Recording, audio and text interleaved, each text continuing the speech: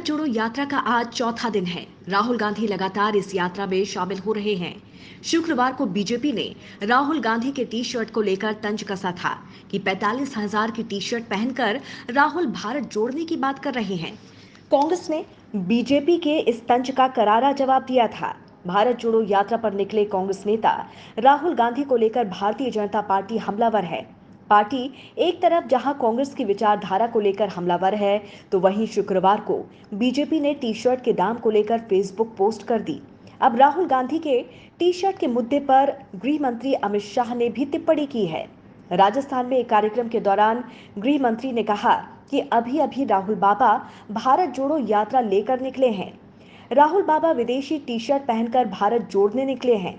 गृह मंत्री ने कहा कि मैं राहुल बाबा और कांग्रेसियों को उनका संसद का एक भाषण याद दिलाता हूं। राहुल बाबा ने कहा था कि भारत राष्ट्र है ही नहीं। अरे राहुल बाबा, किस किताब में पढ़े हो आप? ये तो वो राष्ट्र है जिसके लिए लाखों लाख लोगों ने प्राणों की आहुति दे दी। मित्रों, अभी ये राहुल बाबा, अरे भाई क्यों हंस रहे हो? हंस क्यों रहे हो? बोलो भारत माता की।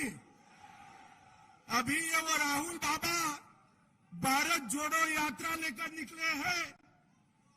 विदेशी जर्सी पहनकर, विदेशी टी शर्ट पहनकर भारत जोड़ने निकले हैं।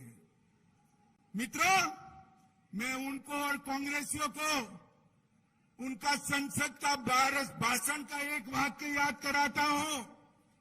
भारत राष्ट्र है ही नहीं। अरे राहुल बाबा, किस किताब में पढ़े हो? किस किताब में पढ़े हो? ये तो वो राष्ट्र है जिसके लिए लाखों लाखों लोगों ने अपने सर कटवाकर भूमि को लाल करने का काम कर दिया। ये तो ये राष्ट्र है जहां हजारों बहनों ने जौहर कर कर अपने आप को सम्मान के लिए और देश के लिए जिंदा आग में झोंक दिया, अग्नि कुंड में झोंक दिया। और आपको ये राष्ट्र नहीं लगता है? ये राहुल बाबा भारत जोड़ने निकले हैं। मुझे लगता है कि उनको भारत का इतिहास पढ़ने की जरूरत है। अमित शाह यही नहीं रुके। उन्होंने राजस्थान सरकार पर हमला करते हुए कहा कि 10 दिन के अंदर किसानों का ऋण माफ करने का क्या हुआ? युवाओं को 3,500 रुपए बेरोजगारी भत्ता देने का क्या हुआ? 20 लाख युवाओं को रोजगार देने का क्या हुआ? कांग्रेस सिर्फ खोखले वादे कर सकती है, वादों को पूरा नहीं कर सकती। और गहलोत साहब जोधपुर के ही है। मैं उनके गांव में आकर बोलता हूं, गहलोत जी ध्यान से सुनिएगा, आपके वादे याद कराने आया हूं। 2018 में राहुल बाबा के साथ अंट संट वादे किए थे। 5 साल होने को है। भारतीय जनता पार्टी आपका हिसाब मांगती है। क्या हुआ? 10 दिन के अंदर किसानों का ऋण माफ करने का क्या हुआ? मुझे बताओ भैया, किसानों का ऋण माफ हुआ है क्या? जोर से बोलो, हुआ है क्या? गहलोत से हिसाब मांगोगे? मित्रों, उन्होंने कहा था 3500 रुपया बेरोजगारी भत्ता देंगे। ये युवा खड़े हैं, किसी को मिलता है क्या? मिलता है भाई? हिसाब मांगोगे क्या? मित्रों, 20 लाख युवाओं को रोजगार देने का काम करेंगे। अरे गहलोत साहब, 10% का भी सूची तो दिखा दो जरा। अरे युवाओं, बोलो जरा, मिली है रोजगारी? मिली है रोजगारी? आप नहीं दे सकते। मित्रों, वसुंधरा जी गई तब राजस्थान में बेरोजगारी की दर 5.4% थी। गहलोत सरकार ने बढ़ाकर 32% करने का काम गहलोत सरकार ने किया। मित्रों, मोदी जी ने अभी पेट्रोल पर टैक्स कम किया। भारत सरकार का टैक्स तो कम करा। भाजपा की जहां जहां सरकारें थी, सभी राज्य सरकारों ने वेट कम करने का काम करा, मगर गहलोत जी ने नहीं किया। आज देश में सबसे महंगा डीजल और पेट्रोल कहीं मिलता है तो राजस्थान के अंदर मिलता है।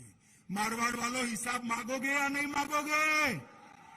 अरे जोर से बोलो, मांगोगे या नहीं मांगोगे? सबसे बड़ी महंगी बिजली देश में कहीं पर मिलती है तो ये मेरे राजस्थान के अंदर मिलती है। मित्रों, कौन जिम्मेदार है इसके लिए? जोर से बोलो, कौन जिम्मेदार है इसके लिए? अरे उखाड़ कर फेंक दो गहलोत सरकार को। हम आकर टैक्स भी कम करेंगे, बिजली के दाम भी कम करेंगे।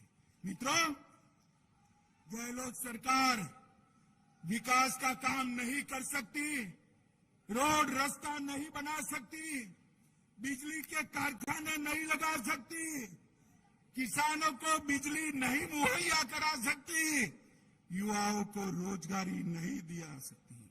वो कर सकती है तो वोट बैंक की राजनीति कर सकती है, तुष्टीकरण की राजनीति कर सकती है। गृह मंत्री ने कहा कि कांग्रेस सरकार विकास का काम नहीं कर सकती है, सड़कें नहीं बना सकती, बिजली नहीं दे सकती, रोजगार नहीं दे सकती। कांग्रेस सिर्फ वोट बैंक की तुष्टीकरण कर राजनीति कर सकती है। उन्होंने कहा कि आज जिस प्रकार की राजस्थान में सरकार चल रही है, उससे हम सभी दुखी हैं।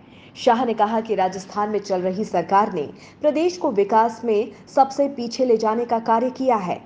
अभी की राजस्थान सरकार ने राजस्थान को विकास के मद्देनजर पीछे करके रख दिया है।